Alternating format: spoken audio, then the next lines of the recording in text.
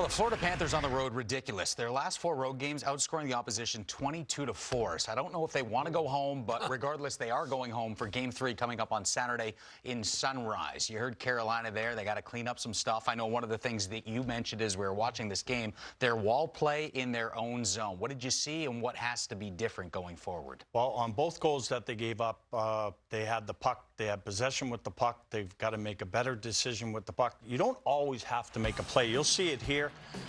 Svechnikov gets the puck, throws it on. He's on his forehand. Stay on your forehand right here and just get it up the wall. Now, here's another one, Svechnikov. He's the left winger. He's throwing it up there. It's two forecheckers of Florida versus 3 of Carolina. So just dink the puck. We call it wall dink or net dink, which way you're going to put the puck.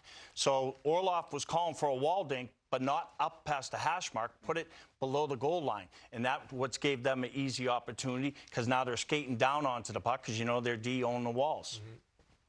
Well, bottom line is, yeah, they've got to be much better all over the ice, on the boards, in front of the net. And that was the thing with Bobrovsky in those highlights we saw. He was just seeing the puck. There was no traffic in front, no chaos. And I think that was Jordan Stahl was kind of referring to is, you know, you need to create chaos in front of a world-class goaltender like Bob. So didn't see a lot of second and third opportunities. That's got to happen too. So I think it was very telling when Rod Brindamore said, I didn't know what I was watching up there in the first period. Well, I mean, you feel bad for him as a coach. I mean, but again, we talk about discipline on the walls, but then the penalty. That makes it 3-0. You had the puck both times on possessions, and you gave it up. So they didn't really do anything different to you. You just have to do a better job of understanding where you want the puck. All right, mostly all positives for the Florida Panthers in this one. The one negative, Sam Reinhart leaving this game with the apparent lower body injury, did not return. Big hip check from Sebastian Aho. The update following the Game 2 victory from Paul Maurice, we're going to evaluate him tomorrow on the off day between Games 2 and 3. What does Sam Reinhart bring to this lineup? And if he can't go in Game 3, what are they going to miss? Well, we were talking about it during the game, saying he hasn't even caught his stride yet. And, you know, he does everything for them. Power play, penalty kill, face-offs. I mean, he's just a fantastic player from there. I hope it's just something that's going to be overnight. You never know.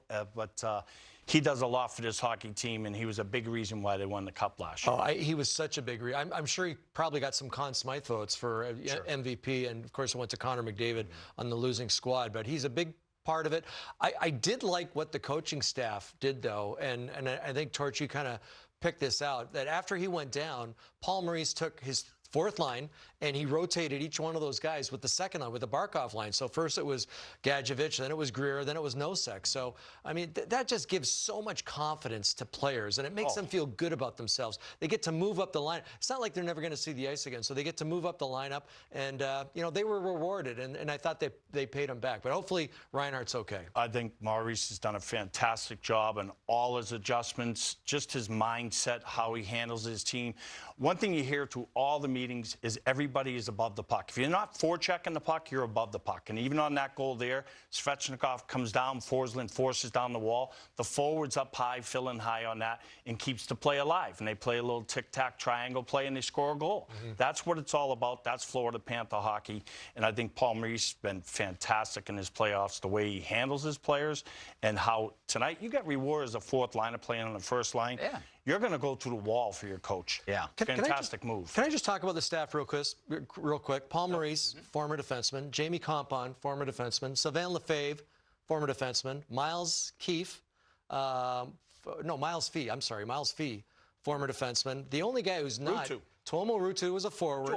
And Robbie Tallis, goaltending coach. He's a goalie. But so a bunch of defensemen, former defensemen as coaches, and I think that's why they have those defensemen playing so well, because I think they've been a big story of this series so far. All right, Rob Brindamore following Game 2 press conference didn't have many answers. When he looks at the game tape, I don't know if he is, just throw this one out. What do they have to change here going into Game 3 if they want a different result than we saw in the first 2 games? I think they have to play a simpler game, and it sounds easy, but it's not.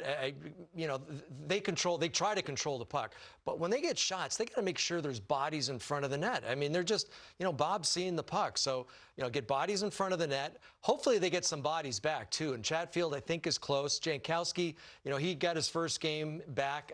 Didn't really notice him too much. He should be a little better. But I think the biggest thing, if you want to score on Bob, he can't see the puck. It's got to be a deflection. It's got to be a second or third opportunity.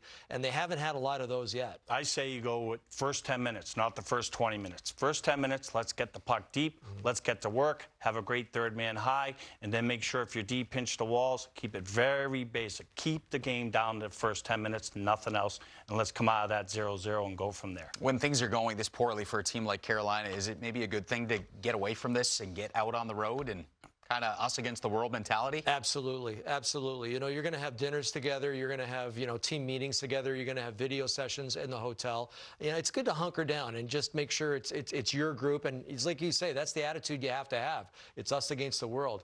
Not the most intimidating place to play in Florida, but it'll be a time Be for ready for a storm, though. It's coming. Oh, yeah. Oh, absolutely. Like we said, the Hurricanes have been downgraded to a tropical storm coming up for game number 3.